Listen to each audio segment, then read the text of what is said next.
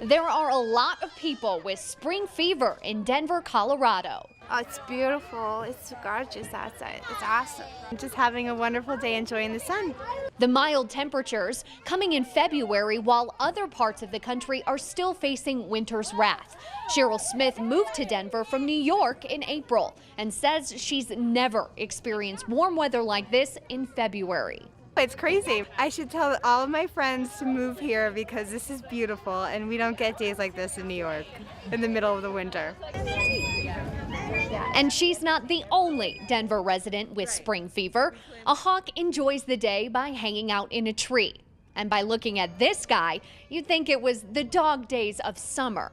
As the sun beat down, a piece of advice from someone who calls the Mile High City home.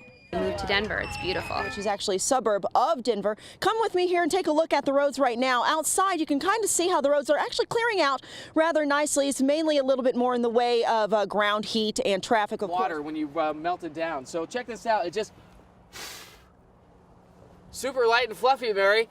I think and it's certainly been an impressive result, and we're going to start to see these temperatures back down as a result. But of course, for now, the big concern is hail accumulating on the roadways. You can see it right now, and also start to see these driveways turning into rivers.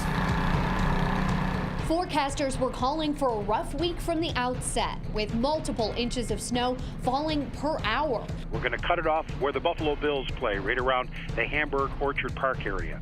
The difference between the city of Buffalo and that area, Hamburg Orchard Park, is going to be almost 22 inches difference in a 48-hour period. The storm moved in with an alarming speed, soon making roads impassable. I've lived in Buffalo my whole life, and I've never seen it like that. It was scary last night. Cars everywhere, even police officers off in ditches, plow trucks in ditches, state trucks in ditches. Just it was a prayer last night just to get back here. The amount of snow took many residents by surprise. When I was young, back in '77, it was the blizzard, and that was mostly the wind. It wasn't a lot of snow.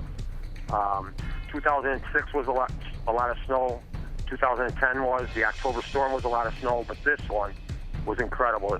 That much snow fell in one day. Driving bans and a state of emergency were soon declared in western New York. The National Guard was even called in to help. We're watching that very closely because we have people operating out in this area. People are trying to clear out, and now we're getting more snow on top of it. We're doing 4 primary missions. Snow removal is a big one. And that is, we're trying to clear roofs, remove from the parking lots, things like that. More than a dozen deaths were attributed to the snowstorm. Many were due to overexertion when residents were forced to dig themselves out of the immense piles of snow. Snow shoveling turns out to be a very demanding endeavor. It's very strenuous on the cardiovascular system. And furthermore, you couple that with the effects of cold weather on the human body. So we know that cold temperatures cause increased coagulation or the propensity of blood to clot. And cold air tends to cause the blood vessels to constrict or narrow.